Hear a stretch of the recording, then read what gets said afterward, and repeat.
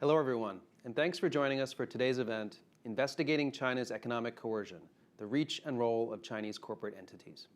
My name is Dave Schulman, Senior Director of the Atlantic Council's Global China Hub, which devises allied solutions to the global challenges posed by China's rise, leveraging the Atlantic Council's work on China across our 16 programs and centers.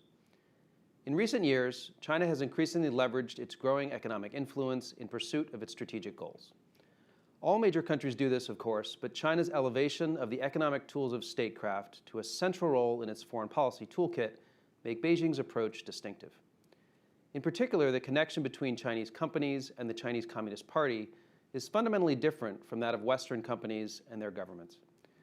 The role of companies in China's economic statecraft and the blurring of lines in China between not just the party state and state-owned enterprises, but also private companies, is a critical and still understudied feature of Beijing's approach and latent capacity for coercion.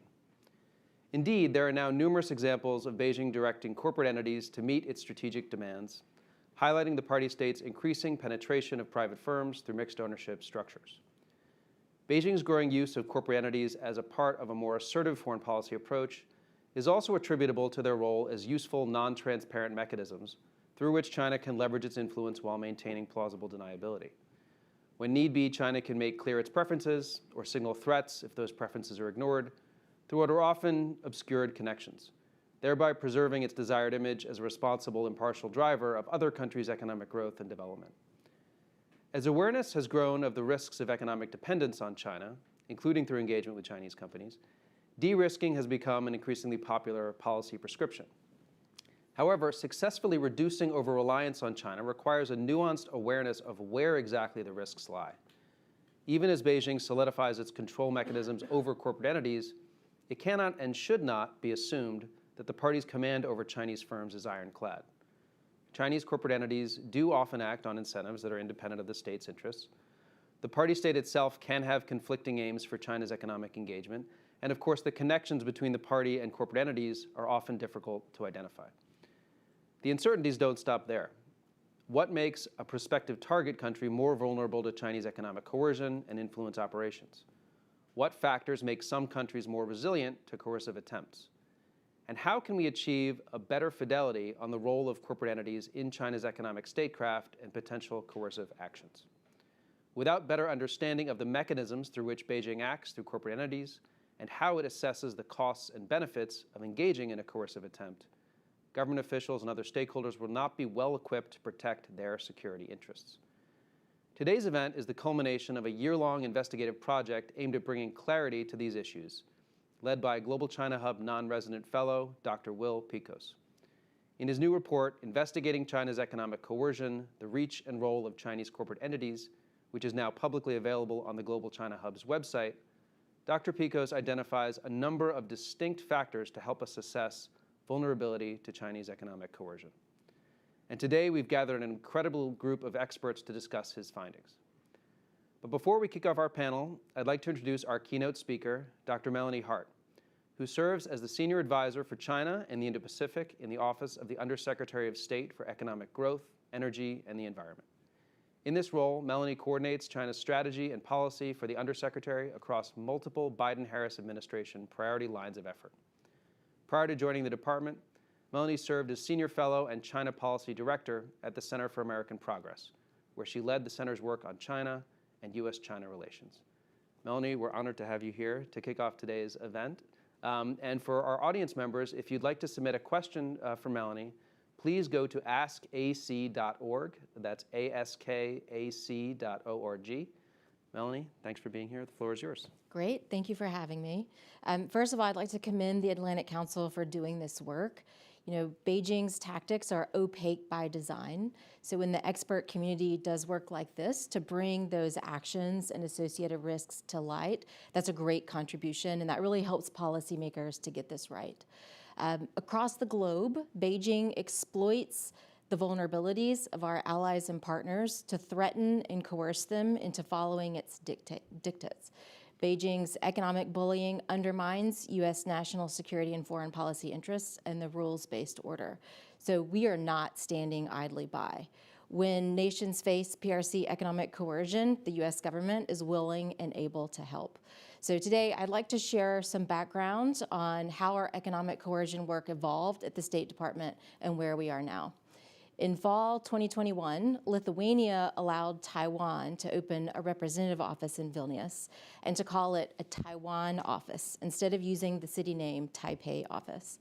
That naming was consistent with the EU's One China policy, but regardless, Beijing threatened to retaliate by taking actions against Lithuania's economy. Vilnius reached out to us, the State Department, and the US government for help. At that point, we had not developed a playbook for supporting nations facing PRC economic coercion, but it was very high on our agenda. So we decided to use Lithuania as a test case to see exactly what the US government could do to help in a very concrete way. And what we found out was it turns out we can do quite a lot. Lithuania didn't back down in the face of Beijing's threats. They moved forward in allowing Taiwan to open the Taiwan representative office. Beijing responded with economic coercion. Beijing started relatively small and then ratcheted up to increasingly large actions targeting Vilnius. We followed suit. We started relatively small and we ratcheted up to increasingly robust US economic support to help Lithuania transit through this period. When Beijing canceled around 300 million in export credits that Lithuanian firms had been using to buy goods from the PRC market, the Exim Bank stepped up and provided a 600 million alternative. When Beijing blocked Lithuania's exports to the PRC market, we leveraged our embassies and consulates across the Indo-Pacific and elsewhere to help Lithuania find new markets for those goods. The US Defense Department signed a bilateral reciprocal defense procurement agreement with Lithuania, and other agencies also provided direct support. The end result, today, Lithuania is thriving. Lithuania survived PRC pressure and has successfully de-risked and diversified its economy. Today, less than 0.5% of Lithuanian exports go to the PRC. Their overall trade gap has rebounded because the gap has been filled by others. And then something really unexpected happening. Other partners started reaching out to us to share that they too were facing PRC economic coercion threats, or they too were considering taking actions that they knew Beijing might like and therefore might trigger economic coercion threats in future. Those countries reached out to us and asked, could we receive the same kind of support that Lithuania did? And that question to us was an indicator that we were on the right track, that our Lithuania response was a success. But we also recognize that not every case is going to look the same. And the types of economic support that were helpful to Vilnius might not best fit the next case. We'll have to be flexible and have a diverse playbook. So we started working internally within the US government to develop and refine that playbook. The first thing we did is we hosted a series of tabletop exercises at the State Department. We brought in all of our interagency counterparts and ran the entire US government through a series of cases that tested our ability to respond in different scenarios. You know, we experimented with innovative responses, with deploying tools that we already had, but in new ways. And one of our lessons learned was we do have a wide variety of tools to help partner nations who are facing PRC economic coercion. Those tools are spread across the interagency, and we are ready to use them. We have now a very strong team at the State Department that is actively working to support nations and economies facing PRC economic coercion. And we have a strong team across the entire interagency. Last year in the NDAA, Congress called for the establishment of a government-wide task force to coordinate our interagency response to these cases. The White House leads that task force. It is up and running. We use it to ensure that when cases emerge, we take a whole of government response and we don't leave any tools or any capabilities on the table. We are flexible. When countries come to us for help, we do not have to publicize this work. We will not publicize this work if the target countries request that we stay quiet. We recognize that some countries welcome very public US support when they're facing PRC coercion. Others prefer quiet engagement. We are entirely flexible. Our aim is very simple. If our partners feel supported, They have the breathing room to make decisions if and when they are threatened or subject to coercion. We consider that a win. So as a next step, one thing we're doing now is expanding our collaboration with allies and partners. This isn't just a US government response effort, it's a multilateral response effort. The PRC is threatening economic coercion in every region we work in. Many foreign partners are therefore keen to work together on this. In May, President Biden and fellow G7 leaders met in Hiroshima and launched a new coordination platform on economic coercion under the G7.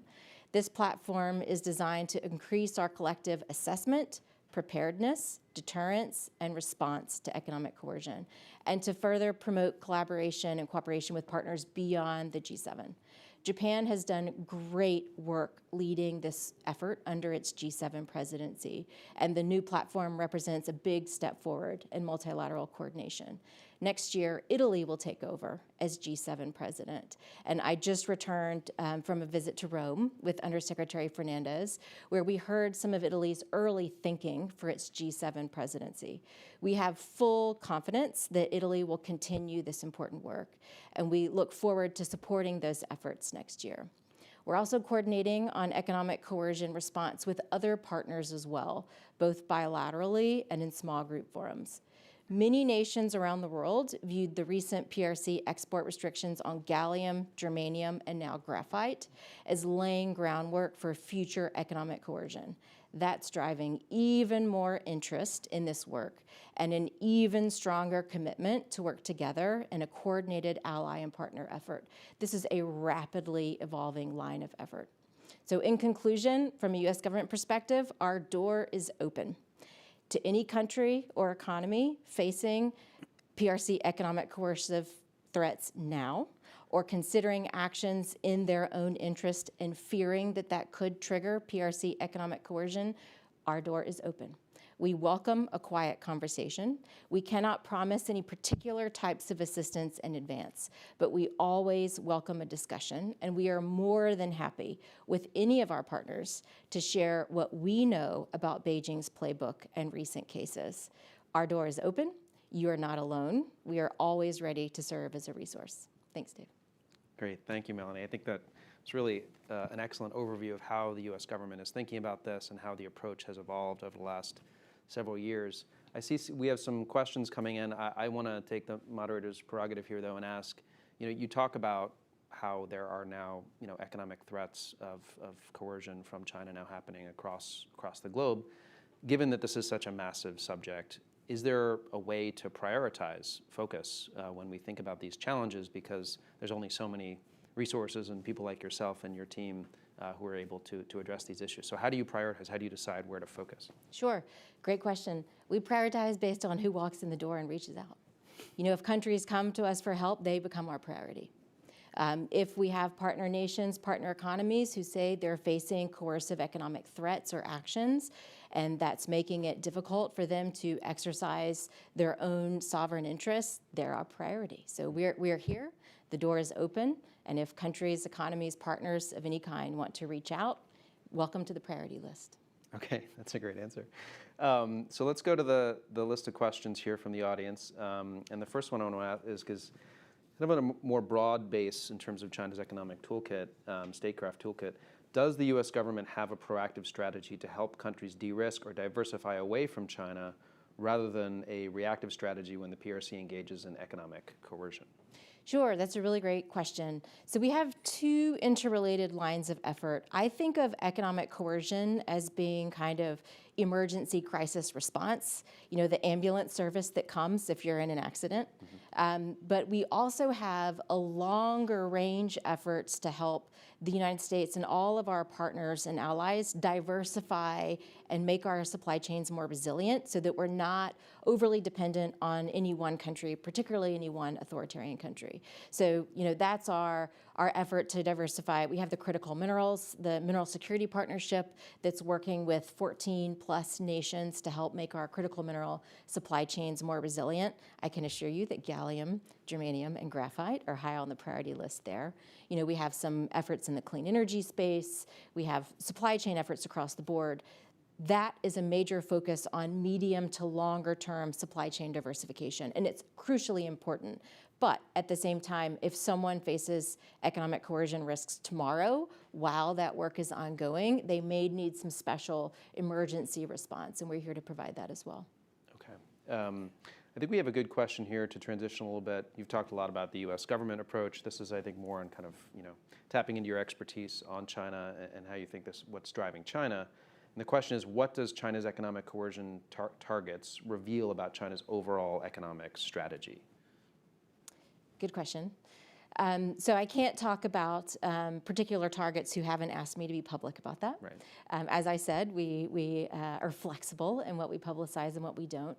But I can say, Xi Jinping has said publicly that his aim is to use China's economic might and the tools that the party state has to force other nations into becoming dependent on the PRC for their critical supply chains, and then to use that dependence to force those nations to go along with Beijing's political and diplomatic asks. Xi Jinping is the guy in charge. He's personally said that that is his aim.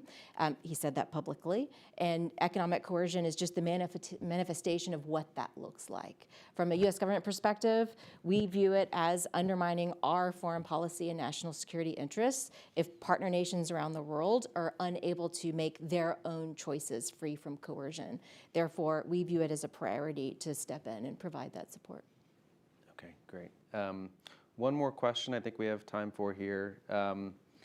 And it goes a little bit towards the question of, how the U.S. population is thinking about the China challenge and how it relates to what the U.S. government is doing in response.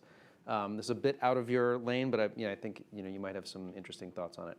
How is the administration thinking about convincing U.S. citizens that expanding resources and focus on things like helping Lithuania and other countries to resist or push back on Chinese economic coercion is in line with U.S. interests and with our, what we're trying to do vis-a-vis the China challenge? Sure. So if Beijing wants to walk away from a thriving, growing economy like Lithuania and create opportunities for U.S. companies to slide right in and U.S.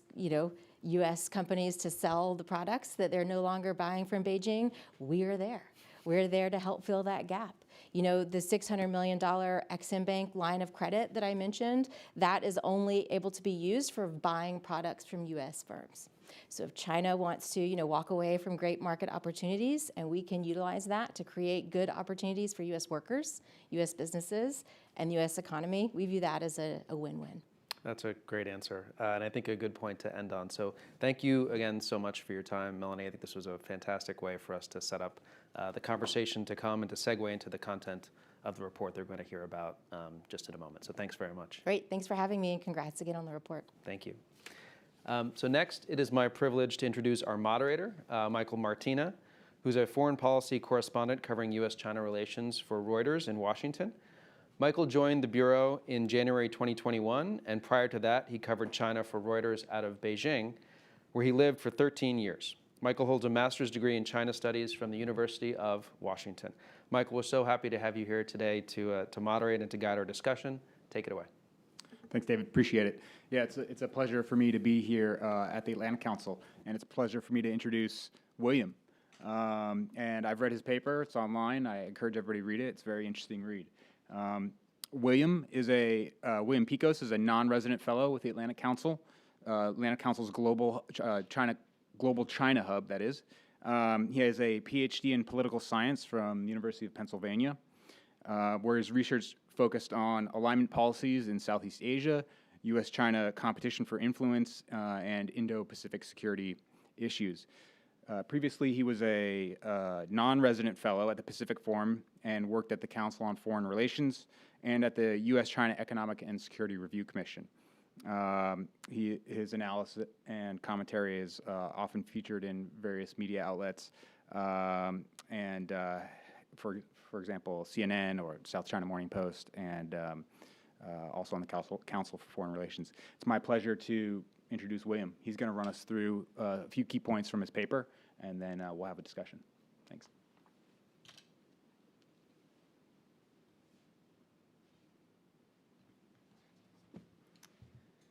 Thanks, Michael. As you've heard, the goals of this investigation was to investigate the reach of Chinese corporate entities and their potential role in China's economic statecraft agenda, as well as to consider vulnerabilities to Beijing's use of economic coercion and influence abroad.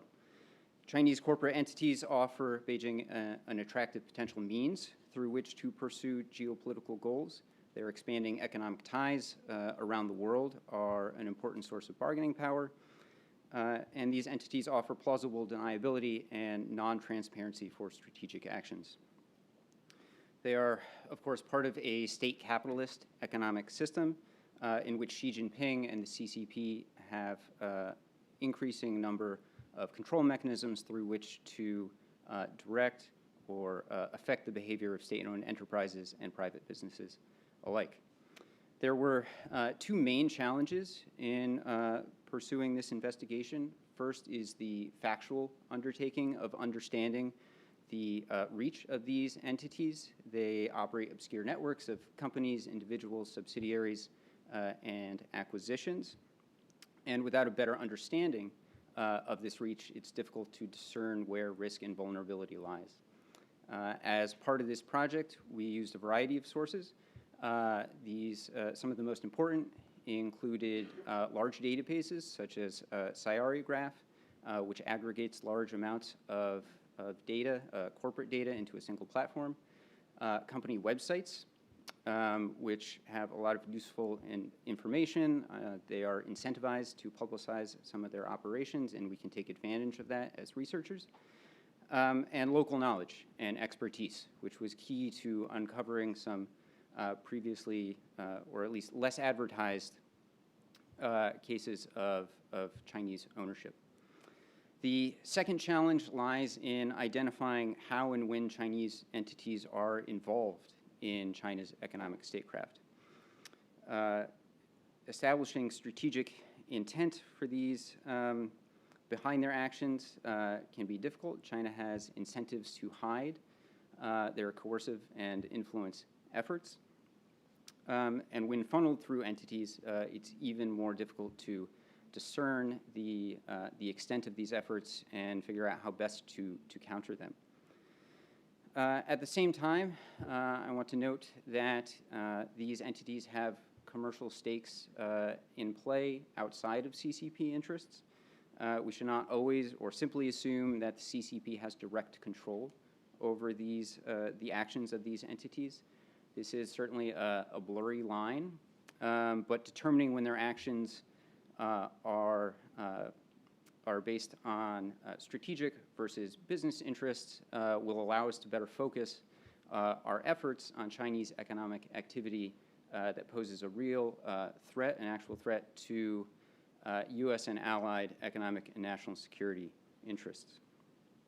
We can learn a lot, certainly, from past cases of economic coercion, the nature of China's targets, the CCP goals in play, the entities involved, whether national level agencies or corporate entities, and the coercive measures that China has taken, many of which have trended toward informal measures. We should remember, however, that these overt cases are only a small subset of China's larger economic statecraft toolkit.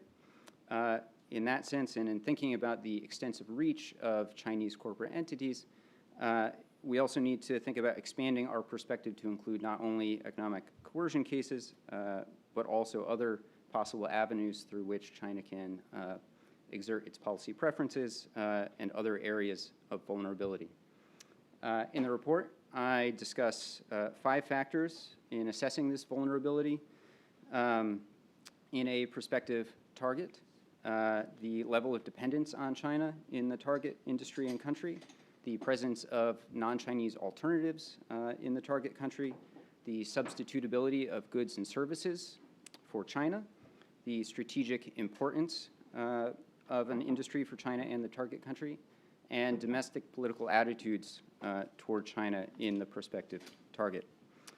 I want to spend an extra moment here talking about dependence. No doubt growing dependence can lead to increasing vulnerability. But high levels of dependence also can lead to an ability by China to influence policy preferences without the need for coercive economic action. I think it's no coincidence that developing and emerging economies are largely missing from our catalog of past targets of Chinese economic coercion. And this is in part because dependence on China can allow Beijing to exert its policy preferences without the need for the use of coercion. I argue this was the case in Kiribati, where Chinese corporate entities invested in the tuna fishing industry in that country. In part, this contributed to a significant change in Kiribati's policies toward or in favor of Beijing, including switching diplomatic recognition from Taiwan to the PRC.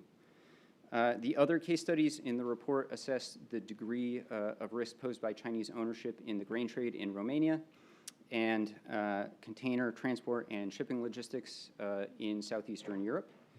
These cases represent two industries where Chinese entities have ownership, subsidiaries, a large market share, but where we have not yet observed overt coercive action by China. I find the last case to be particularly interesting, that of COSCO, China Ocean Shipping's growing role in the region through logistics. I think this could offer Beijing significant leverage over countries in the region, but we should also be considering that China and COSCO would be unwilling to use it in a coercive attempt, likely because it would engender significant political and economic fallout. As part of the report, I developed a set of policy recommendations. I focused on 4 areas. First, we should pursue more information on Chinese corporate entities and their networks of companies and individuals. This would allow for a better understanding of where risk and vulnerability lie. Second, we should continue to and deepen coordination with partners like the EU and the G7. Some of the measures that Melanie discussed earlier, of course, should be continued. Information sharing, trade diversification, supply chain resilience, these should all continue to be points of emphasis. Third, we need to and should consider the needs and interests of developing and emerging economies. They are most vulnerable to China's economic statecraft and influence, and they often desire alternatives to Chinese economic engagement. Lastly, we should prepare for the evolution of Chinese economic statecraft.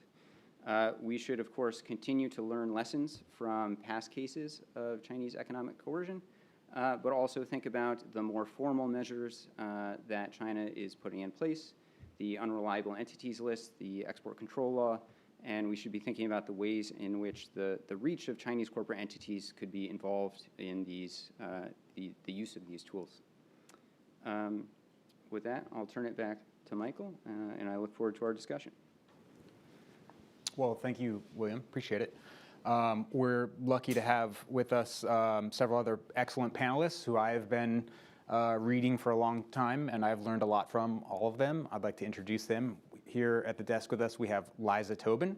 She is the Senior Director for Economy at the Special Competitive Studies Project, which some of you may know makes recommendations on strengthening U.S. competitiveness in emerging technologies. Prior to joining the SCSP, Liza served on the National Security Council as a China director, and she led U.S. strategies and policies related to China, including on trade and economics, climate, environment, and military issues, and China's influence in the Indo-Pacific. And before joining the NSC, Liza worked for more than a decade in various capacities in the U.S. government, including as a China specialist and a senior advisor at the U.S. Indo-Pacific Command, as well as an economic analyst at the CIA. So thanks for joining us, Liza. And then joining us online, we have 2 other experts who I have also been reading for a long time. First, we have Sarah Bowerly-Dansman.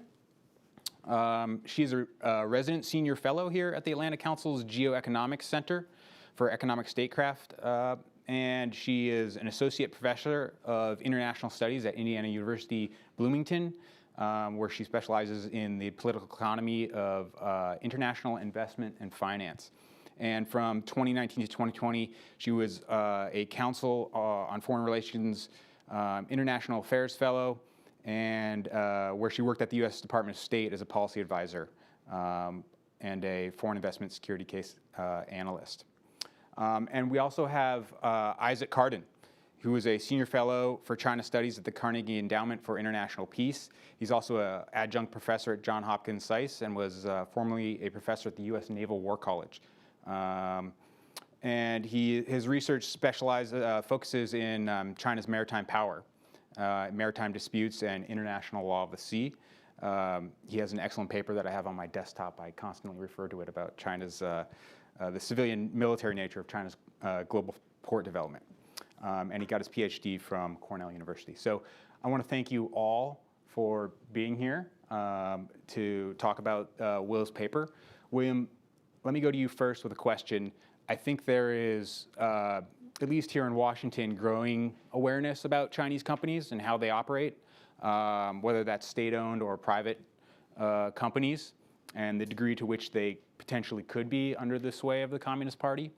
As a reporter or as anybody else doing research, we can go to Chinese private company websites, and oftentimes we can read their corporate articles of association that might stipulate that company has a Communist Party committee within it, led by the company chairperson, and that they may implement the strategic decisions of the CCP, Central Committee, and so on. So I guess my question to you, having done this research, is to what degree should policymakers and others here in Washington assume that Chinese companies are complicit or willing partners in China's economic behavior and potentially coercive influence? And does it matter if Chinese company's bylaws essentially state that it adheres to the vision of the CCP? That's an excellent question. I think certainly we should always be skeptical, of these companies and their links to the CCP. As I said in the report overview, I think it's important to note that there are commercial interests at stake as well. But these companies, seek to make profits, not necessarily maximize these profits. And so it's important to consider, what role the CCP has in these companies. I think in thinking about the bylaws, and their, articles of association, that type of thing, there's an extent to which, maybe a decade ago, I certainly would have said they are, adhering to the party line. This is what they're expected to do. But I think we're seeing that that's changing. The business environment in China that Xi Jinping has brought together seems different than it was before. And I think it should be high on our minds, when we're thinking about Chinese companies and their links to the CCP. Yeah. Sarah, let me go to you if you don't mind. Of course, there are Chinese SOEs, state-owned enterprises. There are Chinese private companies.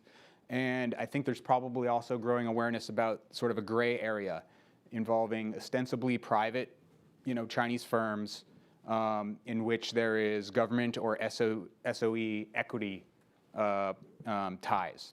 So from your perspective, is there enough awareness about that gray area, and to what degree does a minority equity stake held by the Chinese government, does that make that company a risky partner for U.S. companies? Well, thank you very much for the question, and also I want to congratulate Will on a really excellent report.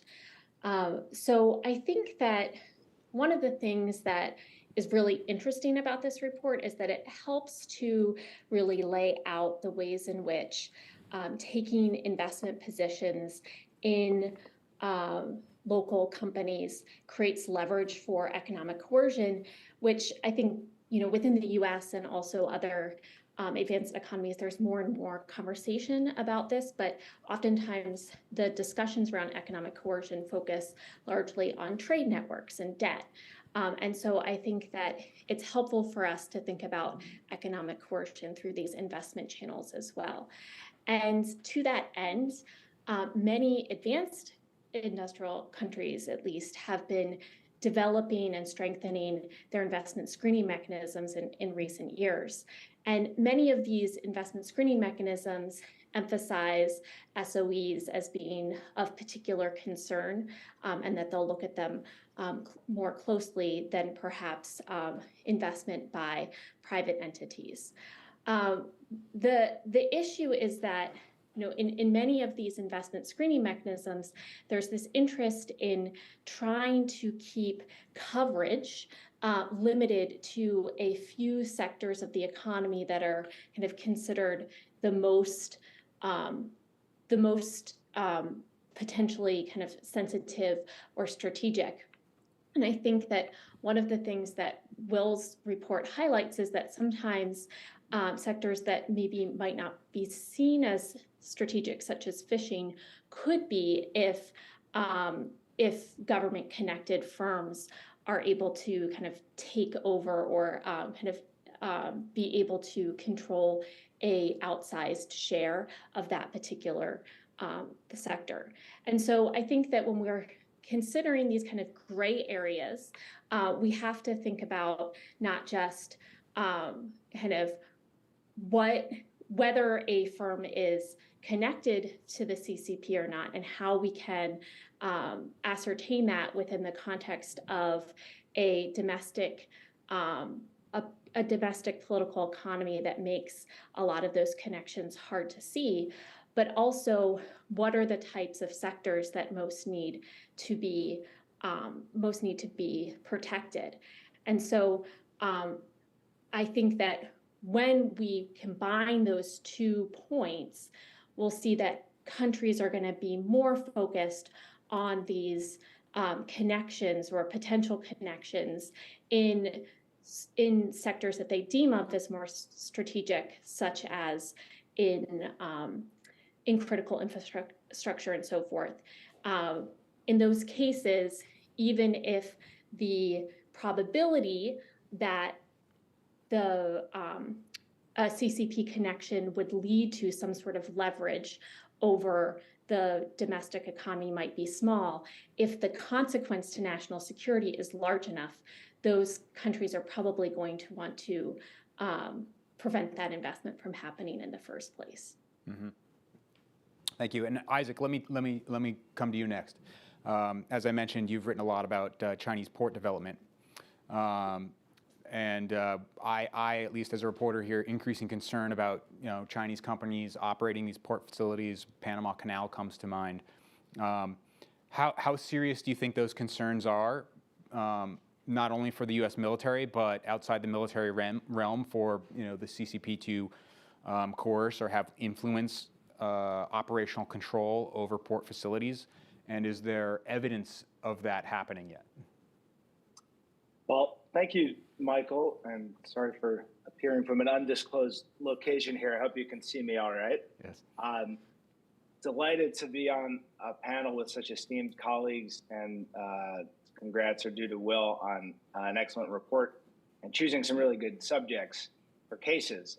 That Costco in Greece and just generally in that part of Europe is fascinating. But on the question of how serious are the concerns, I mean, I suppose we should take the concerns seriously, but I think there are probably some category errors in the way that people have construed the nature of Chinese risk at for example, at one or the other side of the Panama Canal, where we have 2 different Chinese projects at the Atlantic end and another one at the Pacific end. And so there's obviously a lot of presence, and not just in ports, but in the overall logistical patterns in that critical choke point. I guess what I would say, and what I mean by category error, is that I think the military threats or the military options that China or any other state might pursue, I don't think depend necessarily on their commercial or economic access. You can lay a minefield or block up a choke point with a cargo vessel, as we saw it in Suez, without having a terminal concession. That's not a necessary condition. What I think are the more problematic and probably lower intensity challenges to the U.S. military or to U.S. interests in global commerce have to do with at least two effects. The first of which would just be the overall intelligence value of having Chinese firms and Chinese assets at all of these key nodes in the global trade and transport system, on which the U.S. military depends just like basically any other entity. We're relying on a lot of commercial and non-U.S. flagged, non-U.S. owned capacity at all times. And to the extent that China actually has a better picture of that than does the United States, this poses some potentially military operational challenges to the flow and positioning of the U.S. Navy when we think about trying to get people and things and ships to where they need to be. And so on top of that kind of specific effect on logistics and intelligence, I think we could think about some of the relationships that China develops with host countries as well. And I know we have a lot of expertise on this on the panel, but I'll just flag this as an issue, as it really depends on the nature of the host country's concession to China, if we're talking about ports, or nature of their financial and other commercial arrangements with them, about what they would do in extremis. Yeah, you know, it's hard to envision a lot of scenarios in which notionally friendly countries are going to want to allow China to use their territory or their facilities, even if China owns or leases them, to engage in any type of belligerent or overtly belligerent activity. And so I think we always need to price that in. And that's what I mean about some kind of conceptual errors up front. That said, it's obviously quite a significant capability. The paper that I think you're thinking about, Michael, and I really appreciate that endorsement, is one that I wrote with my colleague Wendy Leutert, and we really focused on the ways in which China was able to use a effectively dual-use set of commercial infrastructure networks, especially ports, to realize this mixed set of interests that I hear all of us talking about. So I'll just leave it at that and look forward to discussing further. Yeah, thanks, Isaac. Liza, let me go to you. You have sat in a policymaker's chair before. Quite simply, you know, what is the optimal U.S. government response to this challenge, do you think? Thanks, Michael, and congrats to Will for getting out a report on a really important subject. And I also congrats to Melanie and her team in the interagency. It's been 2 years since I've left government where I was working on these issues, and clearly Melanie and her team has made a lot of progress and is really setting up a strategic approach to these issues. So it's really gratifying to hear that that's being carried forward. So if it's all right, I'll go to just for a moment to build on what Isaac said about the risks to our critical infrastructure. I think to add to these dual use risks that Isaac has highlighted, I just want to mention one other that I think if we are turning over our critical infrastructure, our port infrastructure, water, rail, roads, smart cities, things like that, one thing we have to keep in mind going forward is that this issue of pervasive digitalization, where we're not just buying a port or a piece of hardware, but it actually comes with service contracts. And as we enter the age of 5G and then 5G Advanced and 6G, these pieces of infrastructure are increasingly embedded with sensors and semiconductors, and that comes with cybersecurity risks. And so I think the data and espionage risks that come with this have been really highlighted, and I think the Huawei threat brought that to attention. But I think we also have to be aware of, if you're turning over critical infrastructure to an autocratic rival, oftentimes that comes with service contracts. And so the Huawei infrastructure comes with Huawei engineers. The nuke tech infrastructure, these border security screening equipment, comes with nuke tech engineers. And as we saw with the New York Times expose that found, Chinese actors embedding malware into the critical infrastructure that runs our bases on Guam and elsewhere, clearly they have both the intent and they're actually operationalizing this capability to be able to deny service to this critical infrastructure, perhaps in a contingency year. So I just wanted to kind of add to that the risk of turning over our sovereignty over our critical infrastructure only grows as these things become more embedded with sensors. But to get to your question, sorry for the long rabbit trail there, Michael, but so I think we should be clear about the objective of countering China's economic coercion. And I think this came through implicitly in how Melanie talked about both the short-term kind of emergency response as well as the longer-term strategic response. Are we trying to shape China's behavior? Sometimes proposals that are put out there are like some kind of insurance mechanism or allied pool of funding that we kind of do a tit-for-tat response against China seem to be aimed at punishing Beijing in order to change its behavior. That's not going to work. I think we've seen over the course of the last 10 or 20 years that Beijing is doubling down on this path. So really the objective here is to reduce our exposure to the bully. And clearly that was implicit in what Melanie was talking about over the long term, de-risking and diversification. So I think for these response mechanisms to work, that has to be the intent over the long term. Clearly, the business environment in China is increasingly opaque and hostile for foreign businesses. And so this behavior shaping and this kind of very nuanced approach where we're saying this sector is at risk and this one isn't, or this firm is an SOE and this isn't, I think it's kind of a fool's errand over the long term. So I think as the natural incentives in the ecosystem towards de-risking out of China for many reasons are growing, our policy responses should be working with those trends, not trying to kind of reverse those trends or make it safe for our companies to operate in China. That's a short-term and a losing endeavor. So I think I'll pause there. Yeah, thank you. And I should mention that for any of these questions, any of the panelists should feel free to jump in and opine as they see fit.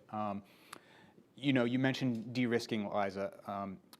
In her speech at Asia Society last week, Treasury Secretary Janet Yellen, she restated that the U.S. does not want full separation from the U.S. and Chinese economies. But she did note that the U.S. has become less dependent on China recently in favor of more cooperation with India, Vietnam, Mexico. I'm wondering, any of the panelists, do you, in your view, think that the reduced U.S. dependence on China has gone far enough yet? Maybe Sarah, I don't know if you have a take on that. Is de-risking where it needs to be? I mean, so there's a difference between kind of the direction of travel and where we are, right? So most of the data show that to the extent that we have diversification, it's happening largely through China plus one strategies where companies are kind of moving into one other country rather than China. And that's probably not enough, particularly given that there is also evidence that China is finding ways to kind of, or that many of these kind of these companies that have moved into Vietnam or into India are still dependent on China at some point in their value chain. So, it's in the right direction. These things take a long time. They do not happen overnight. And my hope is that diversification really will be diversification rather than just let's kind of pick up our factory, move it to another place and call it done. I do want to just also mention that one thing that Will's excellent report really mentioned is that a lot of the places where countries are, or many of the countries that are most susceptible to the kind of economic coercion that we're discussing, are ones where they have much less capacity to put in place the kinds of tools that are available to the US and to EU member states to deal with these kinds of concerns. Investment screening is not nearly as not nearly as prevalent in these countries, and they have a lot of capacity issues. So one other kind of follow-up that I just wanted to mention quickly is that to the extent that we're going to be helping other countries with dealing with these sorts of issues, one area that would be very helpful for them is intelligence sharing around some of these kind of connections between kind of these opaque ownership networks that are oftentimes very hard for these countries to uncover by themselves. So sorry for kind of adding that on, but it was something that I felt like was a little bit missing from our previous round of conversation. Sure. Happy to. Liza, do you have something to add? Sure. Yeah. No. In a word, no. The diversification has not gone far enough yet. I think China's industrial strategy and technology strategies have been shifting towards higher value-added sectors, more advanced technology, and so I think we're seeing vulnerabilities appear in high-tech areas, drones, of course, software. So the U.S. for many years has been the leader in software, but China's catching up.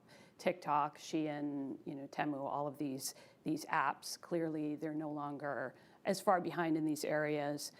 Legacy chips is another emerging vulnerability where China is going to be producing a lot more subsidized chips and flooding global markets. So we need to start planning to make sure we don't become dependent on Chinese chips in the future, biotechnology products. So I think we have to be aware that while we developed these dependencies on China when it was focused on low value-added manufacturing goods, it's now a very high-tech manufacturing powerhouse, and we don't want to inadvertently become dependent there. So I think a lot of these diversification efforts really are about recapturing and rebuilding this link between production and innovation, that because of cost, we outsourced most of our manufacturing to China over the last 20 or 30 years. And what this emerging American industrial strategy is trying to capture is we need to rebuild that link and actually capture the value of building things here at home and that innovation that comes along with production that we've lost in the last couple of decades. Right. Will? Yeah, well, I just want to piggyback off Sarah's second point, not to jump around too much, but information sharing was something that I think is really key in coordinating not only with our partners and allies like the EU and G7, but also focusing on some of these other countries that I think are more vulnerable.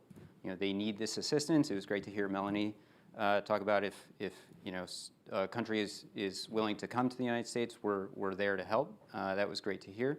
And I think this is an area where we could really add some value, is sharing information on these entities, their networks, and then helping them think through the various risks associated with those entities. Mm-hmm. Mm-hmm. Let me ask you about China's economy and how that might play into this. China's economy is facing headwinds. I think if I read my news feed correctly this morning, they posted their first quarterly deficit in FDI. So it wasn't too long ago that people were speculating that China might overtake the United States. That's perhaps more in question now in terms of GDP. What will China's economic prospects do to its ability to coerce economically or influence economically? And should we expect their ability to do so to become more broad, more indiscriminate if their economic sort of ascension continues? What do you think? Isaac, Sarah, do you have any thoughts on that? I'm happy to jump in, and I hate to defeat the moderation, but wanted to circle back to the discussion that Liza and Sarah were sort of having at intervals, and especially pull on Liza's well-taken point about some of the digital overlays on the physical infrastructure that we at least started out talking about. And I think Sarah really captured the dynamics really well, describing it as, the direction of travel is towards some decoupling or de-risking, but that's not where we are now. And I actually look at this physical domain of moving goods around the globe, where we've seen China establish such significant global positions, as a good example of one of those areas where I have not. Perhaps there is one, and we can talk to Deputy Secretary Hart about a little bit more about some of the strategic elements of this. But the idea that the U.S. can substitute or have its own, say, organic or indigenous alternative to using critical infrastructure that is owned by other countries, not necessarily China, but based on the market share in so many of these sectors, kind of likely to be China. And I think it's an interesting exercise in finding the limits of some of these strategic impulses, might describe them in the U.S. towards de-risking now being the favored term.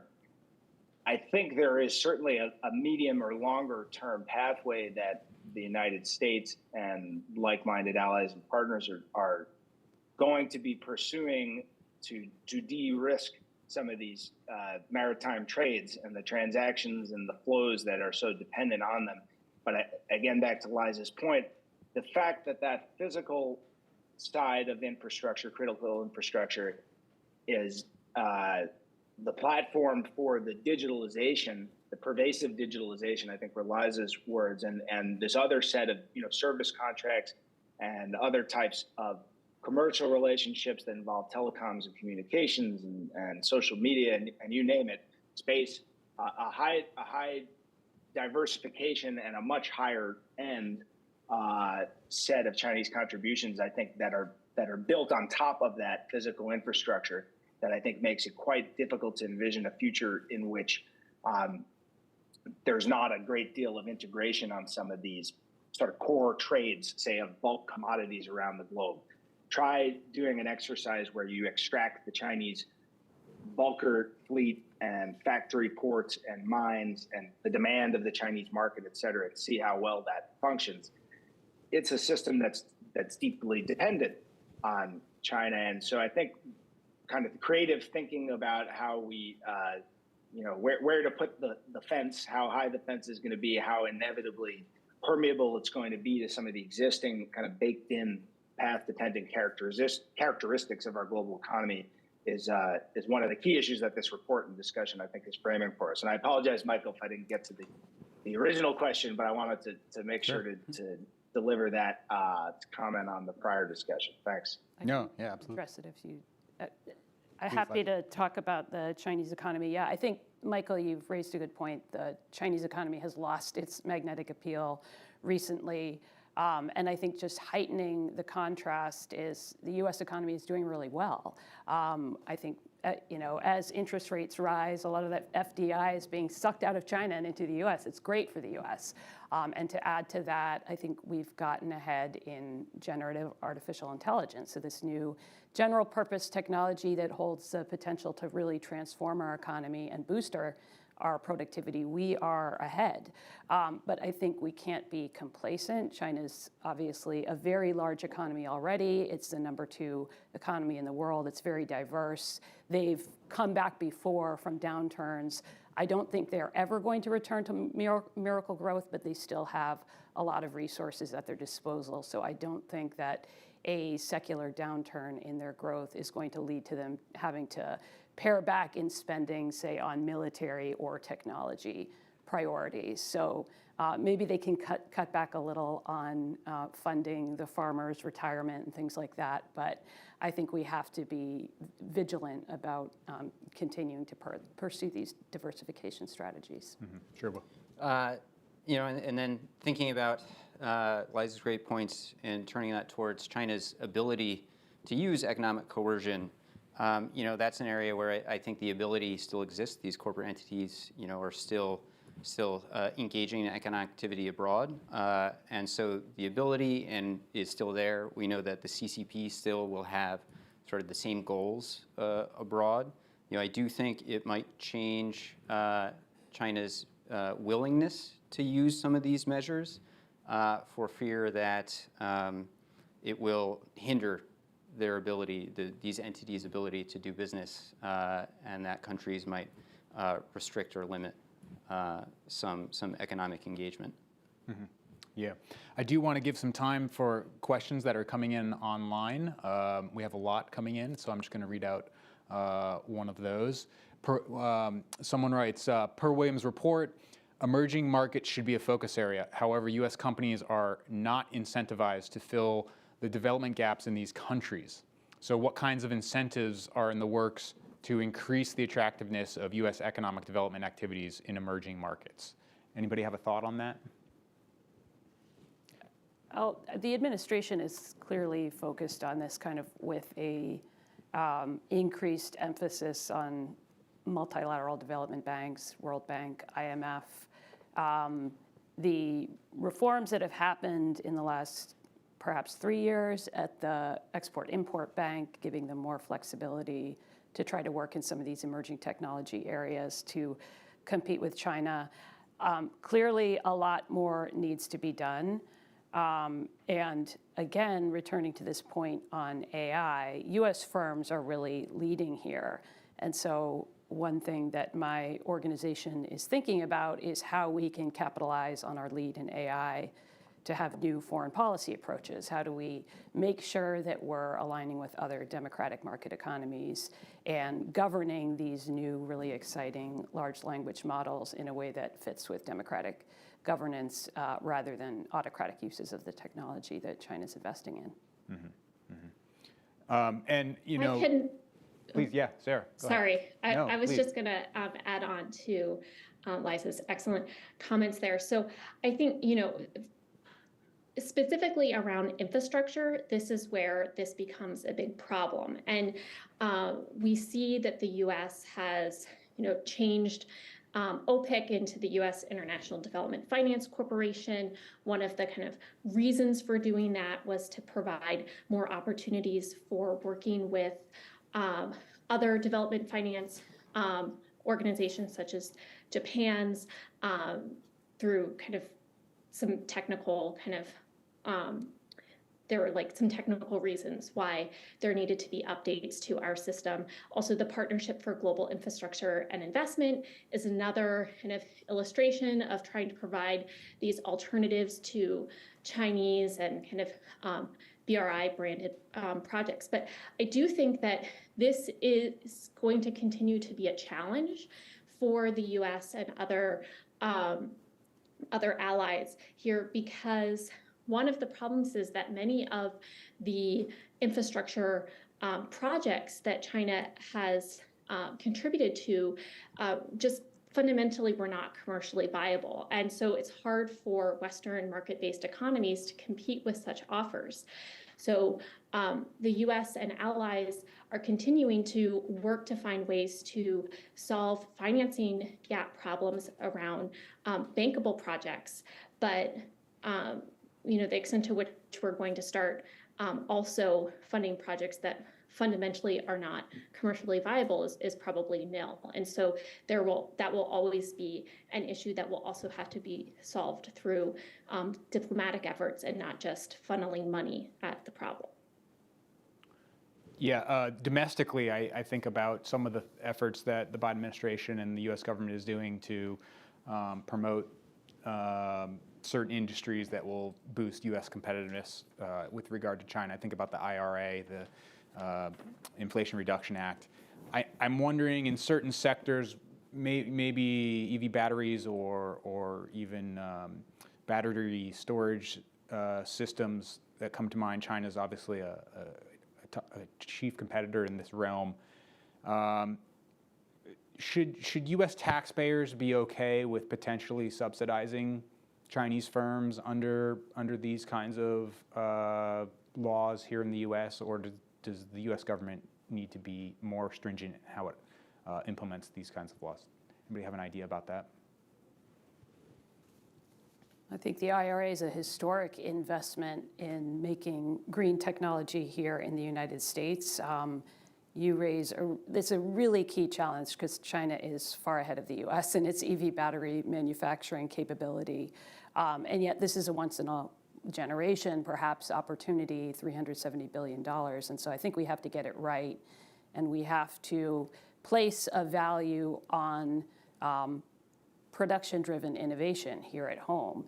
And if you divorce the production from the innovation and say, oh, we can design things here in the United States, but all the production can be offshore to the cheapest location, well, you lose the value of those jobs, that process-driven innovation that China has mastered so well. So I think it is an uphill climb to rebuild these capabilities at home, but I think we have to make sure that we're prioritizing the long term and not setting ourselves up for just more dependency. Mm-hmm. Let's take another question from online. This one comes from Carl Bauschman from the Council of Supply Chain Management Professionals. He says, what recommendations do you have for us in the private sector to de-risk our supply chains beyond China Plus One? That's a tough one, but I don't know if anybody has any ideas for Carl. Maybe while people think, I can throw another one out there. Will, let me ask you. You write in your paper about using public records to sort of do this kind of work. I believe there's been some efforts by China to clamp down on the availability of those records in a way that obfuscates or limits international ability to, assess these risks. Does that change the baseline for how we should be, or how U.S. companies and U.S. government should be eyeing partnerships with Chinese companies? Do you have to start from a different baseline? Yeah, I think it does. I think that's a great point. I would say, one of the benefits of using large databases is that they use information from many different jurisdictions. So, for overseas Chinese businesses, that information is out there. And so that's where large databases can be useful in doing this type of due diligence and investigating supply chains. Mm-hmm. I can quickly jump in on the question from the listener on China Plus One. So I think that this is a really important question, and also as someone who's not in your particular sector and not a supply chain management expert, I'm less able to fully answer that question. But what I will say, and I mean this I mean this quite a bit, is that we need more dialogue between the private sector and the government on these issues. So there are, in the current political environment, a lot of challenges to doing the sorts of things that can make trade between other countries kind of easier on the from a just logistics perspective. But having open dialogue, and I do think that the Biden administration has done a lot to try to foster these sorts of conversations, but we can always have more around what are the barriers that you are facing around how to think about diversifying supply chains, and what are the ways in which you need help from governments, either on the policy side, international trade law side, or other kinds of guidance, particularly in an atmosphere where political risk is much higher right now. So having those dialogues between the private sector and the government, specifically around what are the pain points, is really important to moving this conversation forward, so that companies can adequately diversify these supply chains in productive ways. We're rapidly running out of time, so I want to throw out one more question from the audience, and then we'll have to wrap it up. But someone writes, what are the key differences between the way China uses economic tools to pressure other countries to conform with its foreign policy goals, and the way the U.S. government's use of economic tools to support U.S. policies? Does anybody have a primer on that for us? Transparency.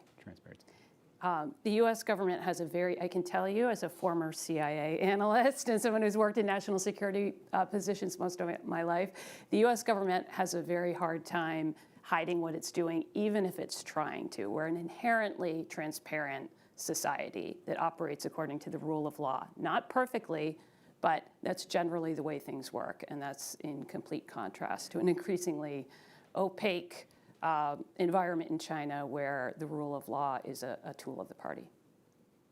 Yeah. And with that, I want to. Sorry, Will, did Isaac have a comment? I was just going to affirm Liza's statement and suggest that, and she kind of answered the question at the end of her remark, the rule of law shapes and constrains these relationships between the U.S. and the private sector in quite a different way than what we observe in the PRC. I've studied this mostly in the context of how they pursue their maritime disputes. But one of the questions you inevitably have to ask is just what's the relationship between treaties and China's domestic law? And as you get into it, you recognize that the progressive development of legal institutions in China is in fact a phenomenon, but they're not independent, and there's not an independent judiciary associated with it. It doesn't create a cause of action for private firms to really exercise some leverage against the government, which is, for all of the flaws in the U.S. institutions, a really primary characteristic of it, and it leads to transparency, as Liza suggested. And I think we're running into some of the harsh reality of these firms that are so deeply integrated into our global economy, into our own domestic political economy, but that are fundamentally not transparent in some fundamental ways. That we talked about the roles of party committees.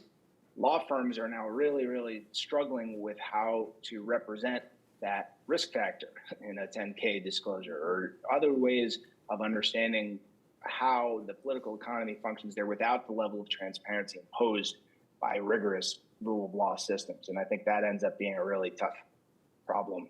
So sorry to end on a down note, but wanted to make sure to register that. Yeah, no, thank you.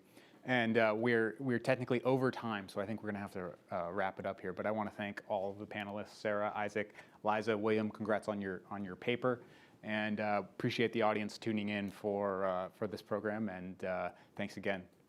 Appreciate it. Thank you. Thanks. Thank you.